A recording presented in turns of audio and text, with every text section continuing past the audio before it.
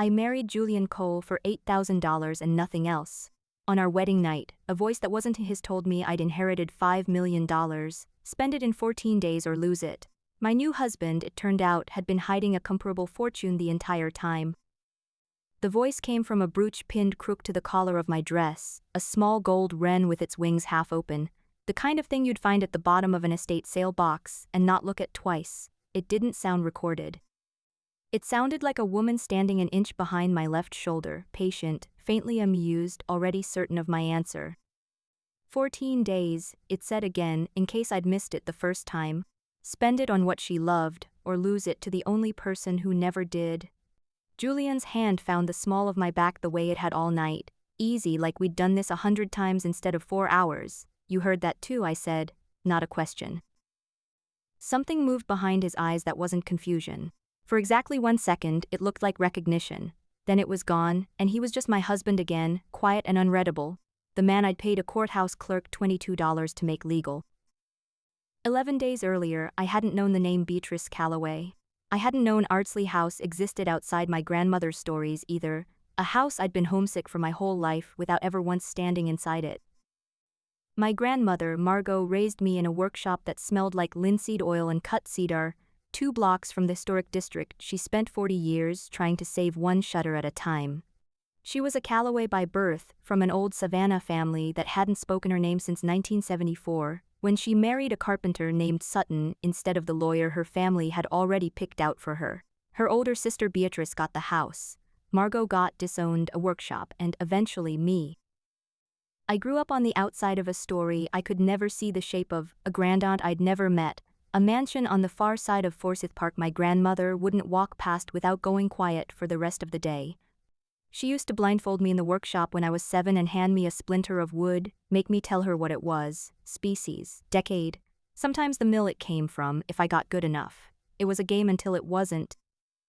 By the time I was 22, contractors up and down the coast were paying me to walk their demolition sites before the permits came through, just to tell them what was actually holding the building up and what was already gone. Margot died 10 months ago. She left me Sutton Restorations, her firm, her name, her workshop, and a loan against the workshop building I hadn't known existed until the bank did. $40,000 behind, with a foreclosure notice and a deadline that wasn't going to stretch any further no matter how I asked. I married Julian to make $8,000 of that go away. That's not a metaphor. Our attorney, mine, Margot's for 30 years, a careful and hurried man named Simon Okafor, mentioned he had another client who needed a legal marriage for reasons he didn't specify and I didn't ask. Julian needed a wife on paper. I needed enough cash to keep a bank quiet for 1 more season. Simon vouched for him the way he vouched for very little else in this world, and I was too underwater to interrogate a gift. We met twice before the courthouse. He was quiet in a way that read as shy instead of guarded, which I understand now was the entire point. He asked good questions about the workshop's roof trusses and never once asked anything that would have required me to ask something back. We signed a license on a Tuesday, said the state's minimum required words in front of a clerk named Pam, and I went home that night to an apartment he wasn't in, because that had been the deal. A marriage on paper, nothing underneath it. The small ceremony, the one with the dress and the brooch, happened 4 days later, because Simon said it would matter later for reasons he also didn't specify. The dress showed up at my door the morning of, no note, tissue paper gone soft at the folds like it had been kept a long time. Ivory silk, hand finished, a size that fit like it had been altered for exactly my measurements and no one else's. It was my mother's, Julian said, when I asked and didn't say anything else, and I filed that away too, next to everything else I'd been asking him to finish. I didn't know yet whose mother he meant or what her last name used to be.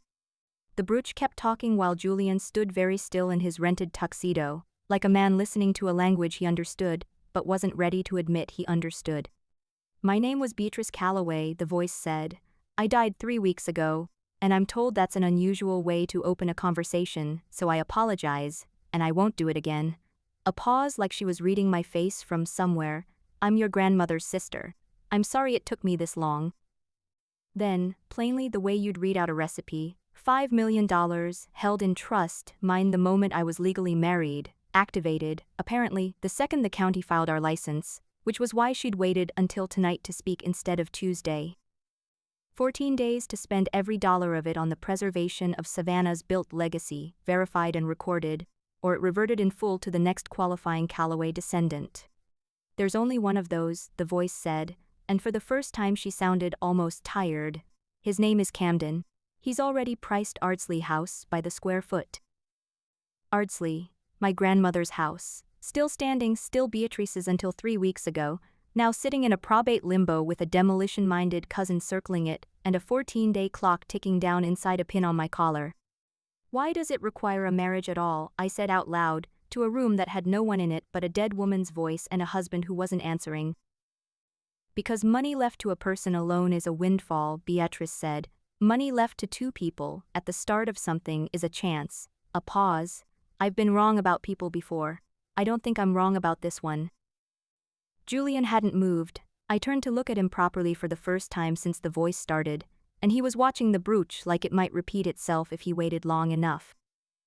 You knew her, I said, not a question again, I was getting good at those. I met her once, he said. A long time ago. And then before I could ask what that meant, we should sit down. This is going to take longer than tonight. He was right. It took the next 3 days, most of them spent at Simon's office with a laptop open to Ardsley's restoration estimate, a number so close to 5 million it felt less like coincidence and more like something built on purpose. Full structural stabilization, roof, foundation, the west wing closed off since a hurricane in 2009, $5,200,000, give or take a contractor's mood. That's not spending it, Julian said, the second night, both of us on the floor of my apartment surrounded by printouts, because neither of us owned a table big enough. That's saving it. On a house. Beatrice said spend it on what she loved. I know what she said. He rubbed his jaw, a tell I'd already learned meant he was choosing which true thing to say. I'm saying it's not enough. Clear every dollar of it into Ardsley and you're still 200,000 short of what the estimate says the roof needs before winter. I hadn't told him I already knew that. I'd also spent the afternoon on the phone with 3 different structural engineers, trying to find $200,000 of daylight in an estimate that didn't have any to give. I have some money, he said in the exact voice he'd used to mention the weather. You're a contractor, Julian. You wear the same 3 flannel shirts on rotation. I have some money, he said again, like repeating it might make it sound less strange. Not 5 million, enough to close the gap if you wanted it. I should have asked more, I know that now, but I was tired in the specific, bone-deep way of a woman who'd buried her grandmother, mortgaged her own name, and married a stranger, all inside a year, and there's a version of exhaustion that stops asking follow-up questions on principle. So I said the only thing that felt true. I don't want your money. I want to not lose the house my grandmother spent her whole life grieving. Then let me help you not lose it, he said, and reached over and moved a stack of blueprints so he could sit closer, and that was the first time it stopped feeling like 2 strangers doing math on a floor. It got easier after that, in small ways nobody puts in a wedding toast. He learned I took my coffee with too much cream and stopped commenting on it. I learned he couldn't sleep with any light on, not even a hallway one, and never explained why, and I never asked, because by then I'd started collecting the things about him that didn't add up instead of worrying about them. The crew at the Ardsley site called him by name before I'd introduced him. He knew the county permit expeditor by her first name and her kids' little league schedule. Twice I caught him looking at the house itself like it owed him something, or he owed it, I couldn't tell which, and both answers scared me a little, in a way I liked more than I wanted to admit. If Ardsley comes down, he told me once, low, not looking at me, both of us standing in the ruined ballroom staring up at exposed lath, it comes down over me first. I didn't know yet that it wasn't a figure of speech. Camden Voss found us on the 4th day, on Ardsley's front steps, wearing the kind of golf course tan that doesn't happen by accident in a city this humid. You must be the cousin, he said, and put his hand out like we were closing a deal instead of meeting for the first time. I would have reached out sooner, but Simon likes to control the paperwork before he lets anybody control the people. Up close he had Beatrice's chin and none of whatever else had made her leave $5 million to a stranger instead of him. I just want to make sure Aunt Beatrice's wishes are honored properly, he said, when I didn't fill the silence for him. That's all this is. She was 81. People take advantage. Nobody's taking advantage of anybody, Julian said, mild as milk, the way he said everything that turned out later to matter. Sure, Camden smiled at him a beat too long. And you are, sorry, remind me. Beatrice's lawyer mentioned a husband but not much else. Julian said, and didn't offer a last name, and Camden let it go with the easy grace of a man storing something away for later instead of actually letting it go. He was almost likable that first week. He brought a bottle of wine to the workshop once, unprompted, said he only wanted the house looked after, said the family had been apart long enough and wasn't it nice that a wedding, even a strange fast one, might bring some of it back together. I wanted to believe him the way you want to believe anyone who uses the word family in a sentence about you. I let myself for about 6 days. Then the inspector's report came in. Camden Voss did not think of himself as the villain in this. He thought of himself as a man correcting an error in punctuation, a comma Beatrice had left in the wrong place after 81 years, easily fixed if you moved fast enough. He met Roy Fenton at a boat launch off the Wilmington River, because Fenton liked to pretend his work happened somewhere more honest than an office. The West Sill beams, Fenton said, laying a folder on his tailgate. Original. Heart pine, good bones, probably good for another 100 years if somebody fixes the drainage. That's not the report I need. I know what report you need. Fenton didn't look up from the folder. I've got a sample from the 73 repair on the north wing. New growth pine water damage, exactly what you're describing. I write it up as representative of the whole frame. Nobody who isn't crawling under that house with a flashlight is going to know the difference. And if somebody crawls under there with a flashlight? Fenton finally looked up. Then you'd better hope it's not somebody who already knows what heart pine smells like. Camden thought of Wren sunburned and sawdust streaked, and didn't consider, even for a second, that this might be a real risk. She's an architect, he said, not a bloodhound. He signed the check anyway, for luck. I was there the day Fenton took his samples, because Simon had insisted a Callaway representative witness the inspection, and I'd volunteered before Camden could suggest someone friendlier. I watched Fenton pull a core sample from a sill beam in the north wing, watched him bag and label it, and something in the back of my skull, the same something that used to win me $20 off contractors twice my age, itched. I didn't say anything. I asked instead if I could take a second sample 2 feet down the same beam for my own file. Fenton shrugged like it didn't matter. It mattered enormously. I held both slivers of wood in my palm that night and knew before I even got them under a loupe. Fenton's sample was new growth pine, tight grain, a faint chemical sweetness left over from a kiln, maybe 50 years old at the outside.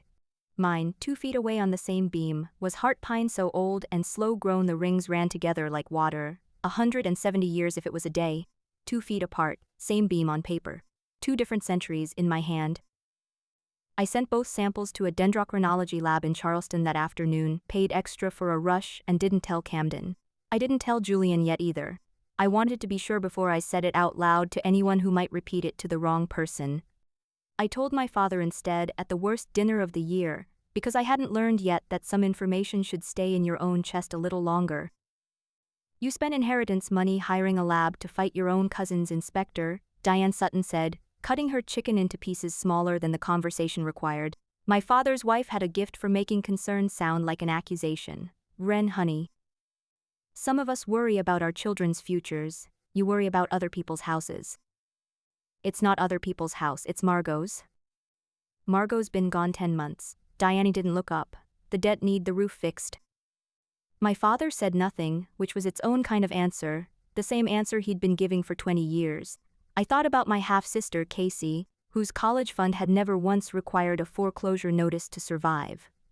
I thought about the word favoritism, which I'd learned in a therapist's office years ago and never once said out loud at this table. I said nothing either, because some fights you save for people who can actually lose them. Julian found me in the car 11 minutes later, engine off, hands still on the wheel. He didn't ask what was wrong, he just got in the passenger seat, which I hadn't asked him to do, and said, "Tell me the wood thing instead. The dendro, whatever it's called, tell me that instead." So I did, all of it. Somewhere around the second sample, 2 feet apart, 2 different centuries, his jaw did the thing it did when he was choosing which true thing to say. Fenton's dirty, he said finally. That's not a guess, I know men like him. How do you know men like him? He looked out the windshield instead of at me. 14 days, he said, which wasn't an answer, and we both let it not be one. The lab results were 7 days out, which put them 2 days before the county's own emergency hearing on Ardsley's condemnation status, which put us exactly nowhere near comfortable. In the meantime, Julian kept not adding up. He paid a subcontractor's overdue invoice out of his own account without mentioning it, and I only found out because the subcontractor thanked me at the site and I had no idea what he meant. He actually flinched, when a radio in the workshop played a segment about the Ashford Hospitality Group's fourth quarter earnings, and changed the station before I could ask why a hotel company mattered to a man in flannel. He signed a rush permit request, and it cleared in 9 hours, a process that had taken me 3 weeks on my own projects, back before any of this. You have a gift for making bureaucracy move, I told him, only half joking. I've had practice, he said, and didn't elaborate, and I let it sit there between us the way I'd been letting things sit for 2 weeks, because some part of me, the part that dated wood by smell, already knew there was a real answer under all of it, and some other part of me wasn't ready to make him say it yet. We were domestic by then, in the unglamorous way that sneaks up on people who started out as a business arrangement. He learned to make the eggs the way I liked them, over medium, without being asked twice. I learned he hummed while he worked and didn't know he did it. We fell asleep some nights on opposite ends of the same couch, blueprints between us like a chaperone, and woke up closer than we'd started, and neither of us moved back to where we'd been. I didn't marry you for a will clause, he said one of those nights, quiet, not looking at me, the same way he said everything true. I just let the will clause be my excuse. I didn't say it back, I wanted to. I filed it instead, next to the wood samples, next to the flinch at the radio, next to the dress that still smelled faintly of someone else's perfume, and told myself there'd be time. 14 days doesn't leave much room for that kind of patience. I just didn't know it yet. The Savannah Preservation Society's spring gala fell on day 11, which Camden had known when he RSVP'd for both of us without asking. He'd hired his own photographer. I noticed that first, before I noticed the small stack of folders on the registration table, before Simon's face went carefully blank across the room in a way I'd learned meant something had already gone wrong. Friends, Camden said into a microphone nobody had handed him, before the silent auction starts, I want to say something about family. I felt Julian's hand find mine, and for once it didn't feel like comfort, it felt like bracing. My Aunt Beatrice loved this city more than she loved most people in it, Camden said, and got a warm laugh, because it was true and everyone in the room had a story to prove it. Which is why it's been hard, this past week, learning some things about how her estate is being handled. The folders went around the room like a rash, photographs, a private investigator's dossier, dates and timestamps, Julian and me at a courthouse looking like exactly what we were, 2 strangers signing paperwork. A contract marriage, dressed up 4 days later in a dress and a brooch, for what the folder called in bold at the top, optics. I'm not accusing anyone of anything, Camden said, in the tone of a man accusing everyone of everything. I just think, when $5 million of a beloved woman's legacy is on the line, this community deserves to know the marriage attached to it was arranged for $8,000, 11 days before the will activated. The number was right, that was the worst part, he had the exact number. He found me by the dessert table a few minutes later, once the room had done its whispering and moved on toward the auction tables, his voice pitched low enough to sound almost kind. You understand this isn't personal, he said.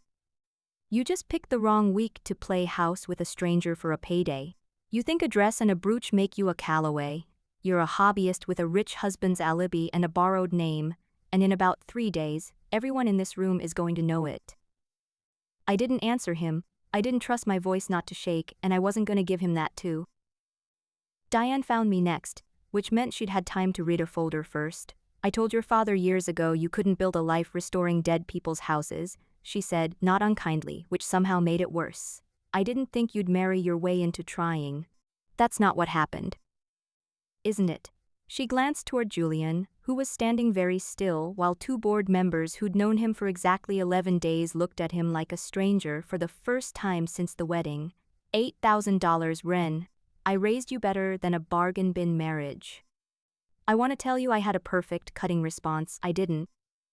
I had a room full of people I'd known my whole professional life looking at me like a headline, a cousin holding a microphone like a weapon, a stepmother rearranging my worst month into a morality lesson, and a 14-day clock that had just become public knowledge to a room that could vote on Ardsley's fate before it ran out. I set my glass down on the dessert table carefully, because my hands weren't steady enough to trust with anything I cared about breaking. "I'm done," I said, to no one and everyone. "I'm done standing here explaining a marriage to people who've been married for love and still can't manage to kind in one." Then I left and Julian left 30 seconds behind me, and neither of us said anything in the car, because for the first time since the courthouse, I understood that whatever we did next couldn't be quiet anymore. It had to be strategic, it had to be public, and it had to be true all the way through, or Camden would find the one seam that wasn't in pull. We didn't fight that night. That surprised me more than anything else that week, that the version of us built out of 11 strange, honest days didn't crack the first time real pressure hit it. We sat on the kitchen floor, because the couch felt too far from the ground for the conversation we needed, and Julian finally told me the rest. "My mother's name was Vivian Ashford," he said. "My father runs Ashford Hospitality. I own 31% of it, in a trust my mother set up before she died, with a clause that voids if I don't have an independent legal marriage in place before I turn 33. He didn't look away while he said it, which I understood by then was the whole point, the not looking away. I was born Julian Ashford. I changed it to Cole, her maiden name, 4 years ago, the week I walked out of my father's office for the last time. The trust still uses my birth name, everything else uses the one I picked." "The dress," I said slow, "was hers. I kept exactly one box of her things. I wanted you to wear something that mattered to somebody, since the day itself didn't get to. Your birthday's in 19 days from tonight. I needed a wife 5 days before I met you needed $8,000. His jaw did the thing. As in the radio segment I changed. As in the crew at Ardsley who worked a demolition site of my father's 4 years ago and never forgot the guy who argued against it and lost. As in a fortune that isn't hidden so much as it's a house I walked out of and haven't gone back into. I have almost exactly what you're short on Ardsley. I've had it the whole time. I just needed a reason to spend it that wasn't my father's." Then Simon called about a Callaway girl who needed $8,000 and Beatrice knew, I slow, the pieces finally lining up the way wood grain does under a loop once you stop guessing and actually look. She knew Simon represented you. She knew what you needed and what I'd need, before either of us needed it. "I think she'd been waiting for it to line up for years," Julian said quietly. "I met her once at a preservation fundraiser, right after I walked away from my father's company. She told me I looked like a man who missed buildings more than he missed his family. She wasn't wrong." "I miss buildings too," I said. "More than I probably should. Margot used to say I loved houses because they don't leave. People leave. Houses just wait for somebody to come back and fix them." She sounds like she was right about most things. She was right about all the wrong things at all the right times. I looked at the blueprints instead of him, because it was easier to say the next part to a floor plan than to a person. I didn't cry at her funeral. I organized the reception instead, color-coded the folding chairs by RSVP, and everybody said how strong I was being, and I wasn't being strong, I just didn't know what else to do with my hands.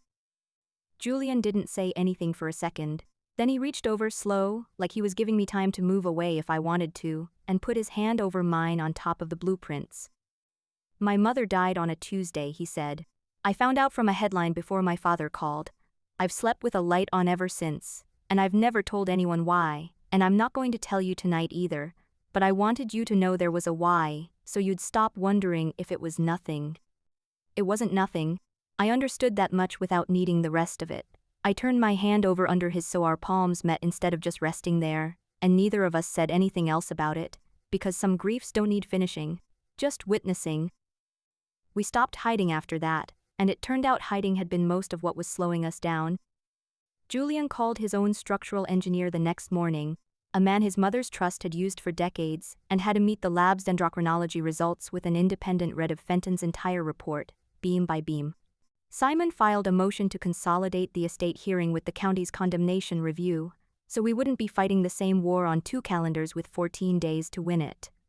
And Julian quietly, without a press release or an announcement, bought out Duval Group's option on the parcel next to Ardsley, the one Camden's photographer had been using for the future development renderings tucked in the back of his folders, for cash in an afternoon, The way you'd buy out a bad idea before it had time to become a worse one. That's not strategy, I told him when I found out. That's a flex.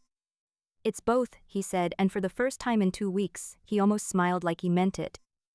Camden didn't take buyout quietly.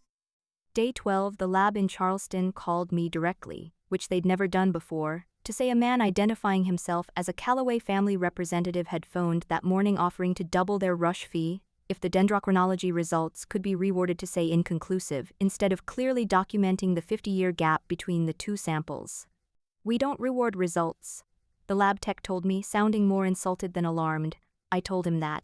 Then I wrote his offer down, time-stamped, because I've doing this 20 years and I know a bribe when I hear one. I called Simon before I called Julian. Simon, for the first time in 2 weeks, laughed one short, surprised bark of a laugh, the sound of a careful man watching an opponent hand him exactly what he needed. Add it to the file, he said. Everything. Every call, every offer, every time-stamp. Camden stopped being reckless and started being stupid, and stupid is so much easier to prove. Julian took the news differently. He went quiet in the specific way that meant he wasn't choosing which true thing to say, he was choosing which true thing not to do. He tried to buy the evidence, he said finally. That's not a cousin protecting a legacy. That's a man who already knows what the wood is going to say and is trying to stop anyone from hearing it. So what do we do? Nothing, he said. We let him keep being stupid where Simon can watch. The consolidated hearing landed on day 13, in a municipal room with bad fluorescent lighting and a preservation board that had clearly hoped never to referee a family feud and a fraud case in the same 90 minutes. Camden's lawyer went first, and he was good enough that for 4 straight minutes I watched the board's faces do the math on our marriage license date against the will's activation clause and come out somewhere near suspicious. Our license had been filed 1 calendar day before the earliest date Beatrice's estate had technically opened, a scheduling accident nobody had thought twice about at the time. An $8,000 transaction, formalized one day inside a $5 million window, Camden's lawyer said, letting the number sit. The board doesn't need to find malice. It only needs to find the marriage was a qualifying condition entered into for the purpose of qualifying. That's the statute, that's all it takes. I watched 2 board members nod, slow, the kind of nod that ends careers and inheritances both.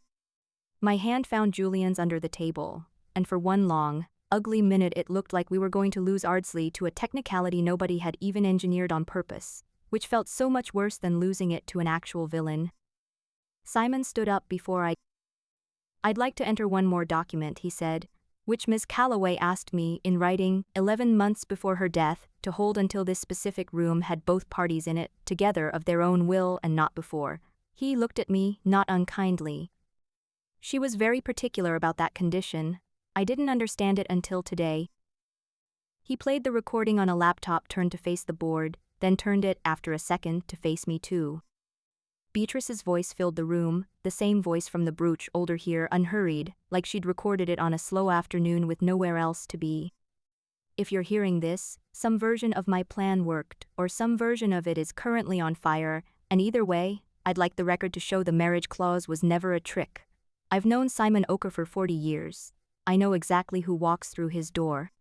I knew Julian Ashford's trust required a marriage inside a year. I could calculate almost to the week. I knew my sister's granddaughter was proud enough to marry a stranger for $8,000 before she'd ever ask family for a dime.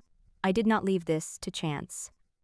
I left it to arithmetic, and to 2 people I already suspected loved the same buildings I did, and I am not the least bit sorry. The very quiet. Camden, she said, and even recorded, even dead 3 weeks, her voice found exactly the right amount of tired. You were never going to inherit Ardsley. You were going to inherit whatever was left after you tried to take it. I made sure there'd be a difference. The rest happened fast, the way a held breath leaves all at once. Julian's engineer laid the dendrochronology results next to Fenton's report, beam label by beam label, and showed the board exactly where a 170-year-old heart pine sample had been reported as a 50-year-old repair patch, and exactly where the reverse was true 2 feet down the same joist. Fenton wasn't in the room. Fenton, it turned out, had already called the board's investigator himself 2 days earlier, once Julian's engineer started asking questions loudly enough that quiet stopped being an option, a man who'd rather flip on a client than lose his license for him. He said Mr. Voss instructed the sample substitution directly. The investigator read, flat, off her own notes, and paid a bonus contingent on the condemnation ruling. Camden's lawyer stopped writing things down. The board didn't take long after that. Ardsley's condemnation petition was denied unanimously on the record. The marriage timing objection was dismissed as immaterial in light of the settler's own documented intent. Beatrice's recording carried more legal weight in that room than a filing date technicality ever could have. The board referred the falsified inspection to the district attorney's office for further review, which is the polite, procedural way of saying Camden's $5 million stopped being a possibility somewhere in the middle of that sentence. A forfeiture clause has no patience for a man caught paying for fraud in service of collecting it, and Simon made sure that language went into the order specifically, in writing, so it could never quietly unhappen later. Duval Group's renderings never left the folder. Priscilla Duval, I heard later, called Camden exactly once after the hearing, and it was not a warm conversation. Diane didn't say anything to me at all afterward, which from her was almost an apology. My father found me in the hallway and said, "Your grandmother would be," and didn't finish it, and for once I let him not finish a sentence, because I understood standing there, that some people say the truest thing they're capable of is simply staying in the room. Julian and I spent $5,200,000, his and Beatrice's both in the end, because by day 13 the line between them had stopped meaning anything, inside the deadline verified and recorded exactly the way the will required. Full stabilization, new roof. The West Wing reopened for the first time since 2009. An irrevocable historic conservation easement filed on Ardsley House that same week, the kind no future Voss or Duval could ever undo with a rendering and a handshake. I stood on Ardsley's finished porch 6 weeks later, in work boots instead of a borrowed dress, and it smelled the way I'd always imagined my grandmother's grief must have smelled, if grief had a smell: heart pine and beeswax, old cedar drying in new sun. Julian found me there the way he found me most evenings now, without needing to be told where to look. Your mother would like it, I said. Beatrice, I mean. Both of them probably. They'd like that we finished the job before we figured out the rest of it, he said, and reached over and ran his thumb once along my jaw, unhurried, the way you'd touch something you'd already decided you weren't giving back. We should renew the vows, I said, the real ones. Say them because we mean them this time, not because Pam the clerk had a lunch break at noon. I already meant them, he said. I just didn't say so out loud. The brooch sits in a glass case near Ardsley's front hall now, with a small brass plate Simon insisted on, for the ones who came after. My father visits some Sundays alone and stands in the ballroom a long time before he says anything to anyone. Diane hasn't come at all, which is its own kind of honesty, and I've stopped waiting on it to change. I thought I married a quiet stranger for $8,000. I keep doing the math anyway, out of habit. The $8,000, the $5 million, the $200,000 it took to close the gap on a house that almost wasn't ours, and none of the numbers were ever really the point. The real point was smaller than all of it and took longer to add up. It stopped being a marriage on paper somewhere around the wood samples, 2 feet apart, 2 different centuries in the same hand. I just hadn't said it out loud until now. I was already loved, I just hadn't been standing still long enough to notice. Did she go far enough or was she still too merciful? Comment justice if the ending was perfect. Comment harder if you wanted an even colder revenge. Your comments decide how ruthless the next ending should be. Like and subscribe if you want to be here for the next story.